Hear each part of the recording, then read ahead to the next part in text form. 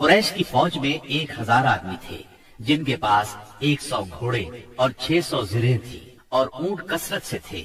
ایک طرف انہیں اپنی کثرت پر ناز اور ساز و سامان پر فخر تھا، تو دوسری طرف نبی کریم صلی اللہ علیہ وسلم عز و انکسار سے اللہ کی بارگاہ میں ہاتھ پھیلائے دعا کر رہے تھے۔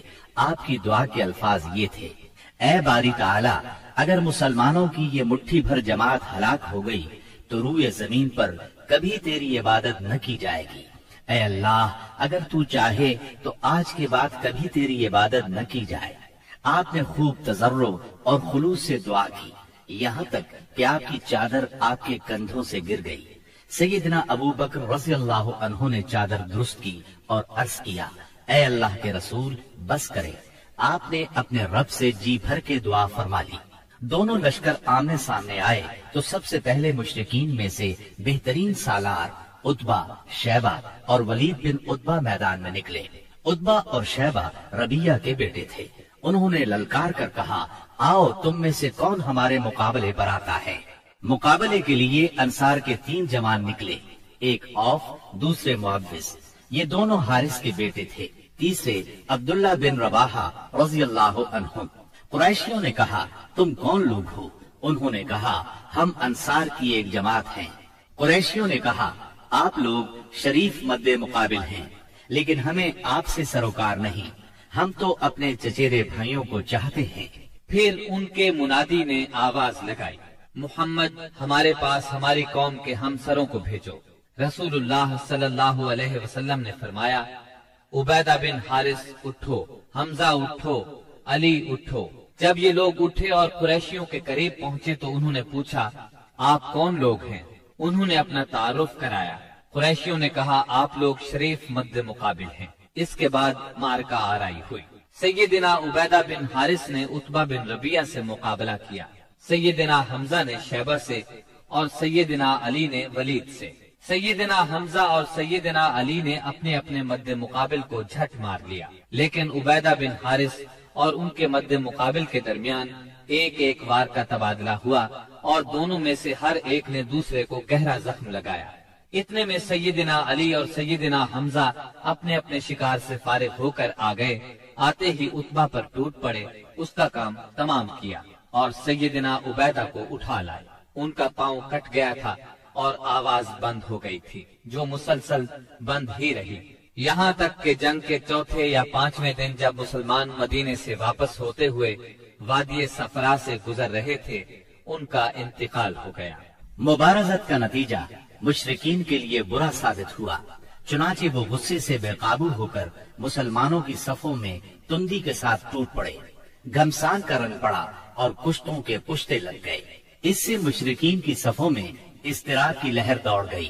طاغوت اکبر ابو جہل ملعون نے اپنی صفوں میں اضطراب کی ابتدائی لہر دیکھی تو چاہا کہ اس سیلاب کے سامنے ڈٹ جائے، چنانچہ وہ اپنے لشکر کو للکارتا ہوا تکبر کے ساتھ کہنے لگا: لات و عزا کی قسم، ہم اس وقت تک واپس نہیں ہوں گے جب تک انہیں رسیوں میں نہ جکڑ لیں۔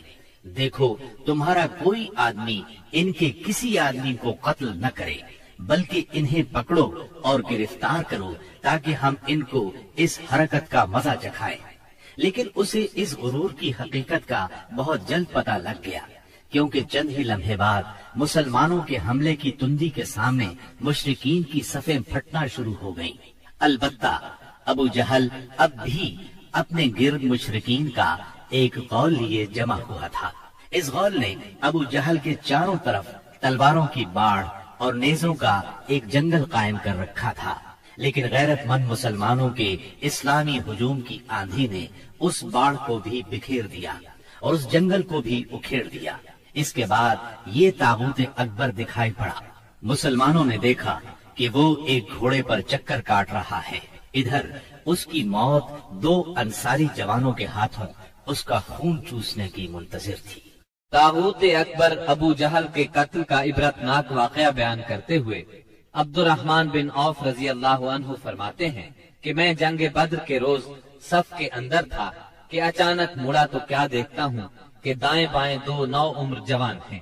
گویا ان کی موجودگی سے میں حیران ہو گیا کہ اتنے میں ایک نے اپنے ساتھی سے چھپا کر مجھ سے کہا، چچا جان مجھے ابو جہل کو دکھلا دیجیے۔ میں نے کہا، بھتیجے تم اسے کیا کرو گے؟ اس نے کہا، مجھے بتایا گیا ہے کہ وہ رسول اللہ صلی اللہ علیہ وسلم کو گالی دیتا ہے۔ اس ذات کی قسم جس کے ہاتھ میں میری جان ہے، اگر میں نے اس کو دیکھ لیا تو میرا وجود اس کے وجود سے الگ نہ ہوگا، یہاں تک کہ ہم میں سے جس کی موت پہلے لکھی ہے وہ مر جائے۔ وہ کہتے ہیں مجھے اس پر تعجب ہوا۔ اتنے میں دوسرے نوعمر نوجوان نے مجھے اشارے سے متوجہ کر کے یہی بات کہی۔ ان کا بیان ہے کہ میں نے چند ہی لمحوں بعد دیکھا کہ ابو جہل لوگوں کے درمیان چکر کاٹ رہا ہے۔ میں نے کہا، ارے دیکھتے نہیں، یہ رہا تم دونوں کا شکار جس کے بارے میں تم مجھ سے پوچھ رہے تھے۔ فرماتے ہیں کہ یہ سنتے ہی وہ دونوں شاہین اپنی تلواریں لیے جھپٹ پڑے اور اسے مار کر قتل کر دیا۔ پھر پلٹ کر رسول اللہ صلی اللہ علیہ وسلم کے پاس آئے۔ آپ نے فرمایا، تم میں سے کس نے قتل کیا ہے؟ دونوں نے کہا، میں نے قتل کیا ہے۔ آپ نے دونوں کی تلواریں دیکھی اور فرمایا، تم دونوں نے قتل کیا ہے، البتہ ابو جہل کا سامان معاذ بن عمرو بن جموح کو دیا۔ دونوں حملہ آوروں کا نام معاذ بن عمرو بن جموح اور معاذ بن افرا ہے۔ سیرت نگار ابن اسحاق کا بیان ہے کہ معاذ بن عمرو بن جموح نے کہا کہ میں نے مشرکین کو سنا وہ ابو جہل کے بارے میں کہہ رہے تھے، ابو الحکم تک کسی کی رسائی نہ ہو۔ معاذ بن عمرو کہتے ہیں کہ جب میں نے یہ بات سنی تو اسے اپنے نشانے پر لے لیا اور اس کی سمت جمع رہا۔ جب گنجائش ملی تو میں نے حملہ کر دیا اور ایسی ضرب لگائی کہ اس کا پاؤں نصف پنڈلی سے اڑ گیا۔ واللہ جس وقت یہ پاؤں اڑا ہے تو میں اس کی تشبیہ صرف اس گٹھلی سے دے سکتا ہوں جو موصل کی مار پڑنے پر جھٹک کر اڑ جائے۔ کہتے ہیں کہ ادھر میں نے ابو جہل کو مارا اور ادھر اس کے بیٹے اکرما نے میرے کندھے پر تلوار چلائی، جس سے میرا ہاتھ کٹ کر میرے بازو کے چمڑے سے لٹک گیا اور لڑائی میں مخل ہونے لگا۔ میں اسے اپنے ساتھ گھسیٹتے ہوئے سارا دن لڑا، لیکن جب وہ مجھے اذیت پہنچانے لگا تو میں نے اس پر اپنا پاؤں رکھا اور اسے زور سے کھینچ کر الگ کر دیا۔ اس کے بعد ابو جہل کے پاس معوذ بن افرا پہنچے، وہ زخمی تھا۔ انہوں نے اسے ایسی ضرب لگائی کہ وہ وہیں ڈھیر ہو گیا، صرف سانس آتی جاتی رہی۔ اس کے بعد معوذ بن افرا خود بھی لڑتے ہوئے شہید ہو گئے۔ جب معرکہ ختم ہو گیا تو رسول اللہ صلی اللہ علیہ وسلم نے فرمایا، کون ہے جو دیکھے کہ ابو جہل کا انجام کیا ہوا؟ اس پر صحابہ کرام اس کی تلاش میں بکھر گئے۔ عبداللہ بن مسعود رضی اللہ عنہ نے اسے اس حالت میں پایا کہ ابھی سانس آ جا رہی تھی۔ انہوں نے اس کی گردن پر پاؤں رکھا اور سر کاٹنے کے لیے داڑھی پکڑی اور فرمایا، او اللہ کے دشمن، آخر اللہ نے تجھے رسوا کیا نا؟ اس نے کہا، مجھے کاہے کو رسوا کیا؟ کیا جس شخص کو تم لوگوں نے قتل کیا ہے اس سے بھی بلند پایا کوئی آدمی ہے؟ یا جس کو تم لوگوں نے قتل کیا اس سے بھی کوئی اوپر آدمی ہے؟ پھر بولا، کاش مجھے کسانوں کی بجائے کسی اور نے قتل کیا ہوتا۔ اس کے بعد کہنے لگا، مجھے بتاؤ فتح کس کی ہوئی؟ عبداللہ بن مسعود رضی اللہ عنہ نے فرمایا، اللہ اور اس کے رسول صلی اللہ علیہ وسلم کی۔ اس کے بعد عبداللہ بن مسعود رضی اللہ عنہ سے جو اس کی گردن پر پاؤں رکھ چکے تھے کہنے لگا، او بکری کے چرواہے، تو بڑی اونچی اور مشکل جگہ پر چڑھ گیا۔ واضح رہے کہ عبداللہ بن مسعود رضی اللہ عنہ مکے میں بکریاں چرایا کرتے تھے۔ اس گفتگو کے بعد عبداللہ بن مسعود رضی اللہ عنہ نے اس کا سر کاٹ لیا اور رسول اللہ صلی اللہ علیہ وسلم کی خدمت میں لا کر حاضر کرتے ہوئے عرض کیا، یا رسول اللہ صلی اللہ علیہ وسلم، یہ رہا اللہ کے دشمن ابو جہل کا سر۔ آپ نے 3 بار فرمایا، واقعی اس اللہ کی قسم جس کے سوا کوئی معبود نہیں۔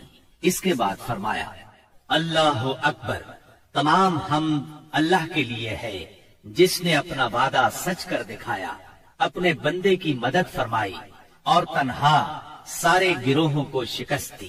پھر فرمایا، چلو مجھے اس کی لاش دکھاؤ۔ جب آپ صلی اللہ علیہ وسلم کو لاش دکھائی گئی تو آپ نے فرمایا، یہ اس امت کا فرعون ہے۔